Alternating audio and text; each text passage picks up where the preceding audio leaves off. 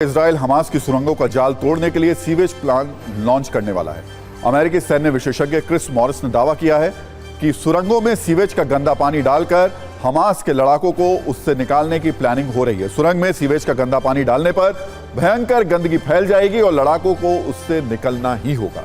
2013 में सिनाई सुरंगों से तस्करी को रोकने के लिए मिस्र ने सुरंग में सीवेज का पानी डाला था। सुरंग में गंदा पानी डालने के लिए पंप की मदद ली गई थी। ऐसा होने से तस्कर अंदर ही फंस गए थे और सुरंग का इस्तेमाल तस्करी के लिए बंद कर दिया गया था।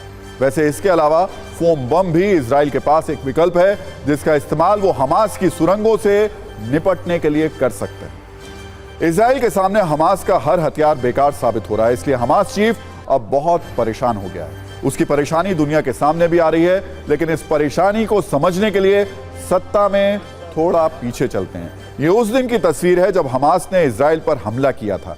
इस हमले के बाद जो शख्स पूरी दुनिया में अचानक वायरल हो गया था वो था हमास का चीफ इस्माइल हानिया। उस वक्त इस्माइल हानिया बहुत खुश था। गाजा से कई 100 किलोमीटर दूर 5 स्टार होटल में टीवी पर तबाही की तस्वीरें देखकर जश्न मना रहा था। सैकड़ों निर्दोष लोगों की हत्या को अपनी कामयाबी बता रहा था। लेकिन अब इजराइल हमास युद्ध के 42वें दिन हमास चीफ इस्माइल हानिया घबरा रहा है, डर रहा है, परेशान हो रहा है और दुनिया भर के मुस्लिम देशों खासकर अरब देशों से मदद मांग रहा है। कह रहा है बचा लो, इजराइल बर्बाद कर देगा। हमास प्रमुख हानिया की यह छटपटाहट सऊदी अरब के रियाद में अरब लीग और ऑर्गेनाइजेशन ऑफ इस्लामिक कोऑपरेशन की संयुक्त बैठक के बाद आई है। हानिया ने कहा कि रियाद में जो अरब और मुस्लिम देशों का सम्मेलन हुआ था उसमें लिए गए फैसलों को जल्द लागू किया जाए। वो अरब देशों से अपील कर रहा है कि सीज फायर के लिए मध्यस्थता करें। रियाद में जिन प्रस्तावों की चर्चा हुई इसे जल्द से जल्द लागू किया जाए। इतना ही नहीं, हानिया हमास और फिलिस्तीन के खत्म होने की दुहाई दे रहा है, लेकिन उसकी बात अब कोई नहीं सुन रहा है। रियाद के 5 स्टार होटल में मुस्लिम देशों में हुई बैठक के बाद हानिया के समर्थन में सिर्फ निंदा प्रस्ताव आया है। मदद के लिए कोई आगे नहीं आया। हानिया को ईरान से बहुत उम्मीदें थीं, लेकिन उसके सबसे बड़े मौलाना आयतुल्ला भी छिप छिप कर ही मदद देने की बात कर रहे हैं। ईरान भी खुलकर युद्ध नहीं करना चाहता है। हालांकि युद्ध करने और भड़काने के लिए ईरान ने हिजबुल्लाह, हूती विद्रोही, फिलिस्तीनी जिहाद फोर्स, कुर्द फोर्स, आत्मघाती हमलावरों को आगे कर दिया है।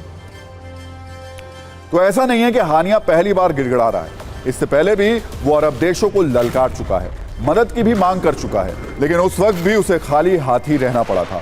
उस वक्त तो हमास चीफ ने महिलाओं, बच्चों और बुजुर्गों की मौत का हवाला दिया था, लेकिन अरब देश उस वक्त भी खामोश थे।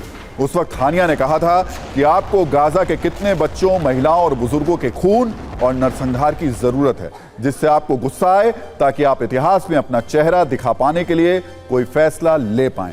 इजराइल समर्थक नीति के कारण पश्चिमी देशों, अरब और मुस्लिम देशों के बीच एक दीवार खड़ी हो गई जो कभी नहीं गिरेगी।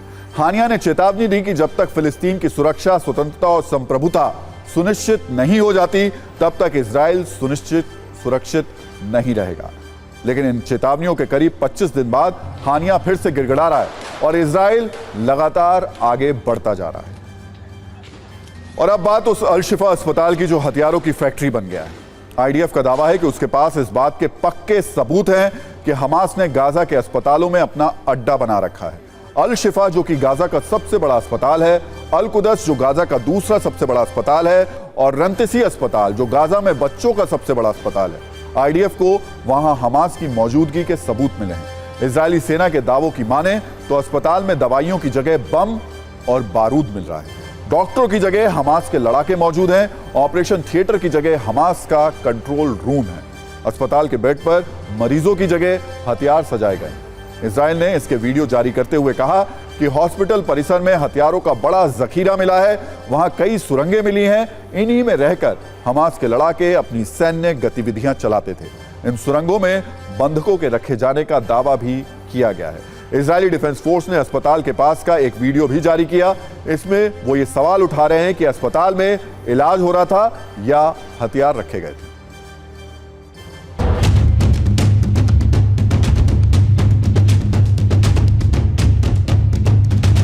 Okay, we are here in the city of Gaza, in the heart of the city of Gaza, in Shifa Hospital, and this is what Hamas is trying to hide from you.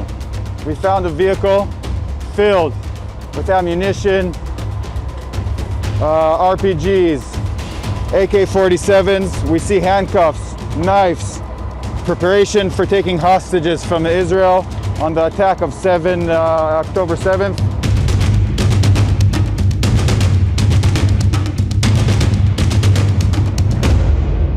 As you can see, they were very well prepared, and where they're hiding all of this equipment is in a hospital, a place that's supposed to be for humanitarian aid. They have all this evil hidden here. As we can see, we are in the heart of the hospital, and this is where they choose to hide everything because they know the IDF won't attack, the Air Force won't attack here, so they use the hospital as human shields.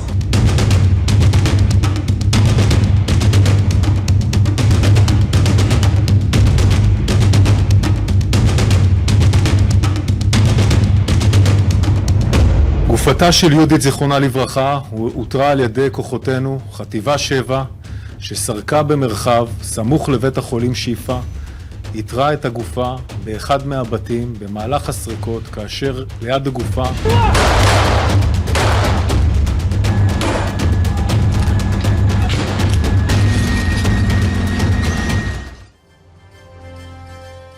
और अब आप इस युद्ध का सबसे कुटिल video देखिए। ये वीडियो एक घर का है, बच्चों के बेड और उस पर रॉकेट रखे हुए हैं।